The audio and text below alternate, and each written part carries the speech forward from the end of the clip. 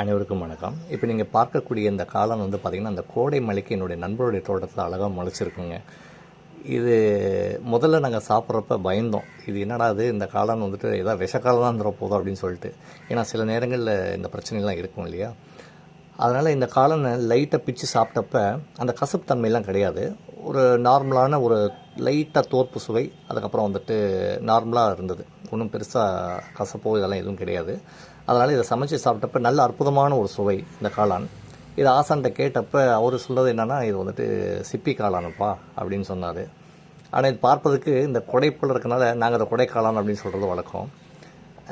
பொதுவாக இந்த காளானை பொறுத்த வரைக்கும் பார்த்திங்கன்னா, உடலில் இருக்கக்கூடிய தாதுகளுடைய தேவை, அந்த 7 தாதுக்கள் தானே உங்களுடைய உடலை கட்டமைக்குது இல்லையா, அந்த சப்த தாதுக்களுடைய தேவையை வந்து பூர்த்தி செய்கிறதுக்கான வல்லமை படைத்தது. அதே சமயத்தில் அளவு அறிந்து எடுத்துக்கொள்ளணும். ஏன்னா இந்த அளவு மீறி எடுக்கும் போகும்போது இதில் இருக்கக்கூடிய சிக்கல் என்னென்னா, உடலில் இருக்கக்கூடிய பித்தத்தை தூக்கி விட்ருங்க.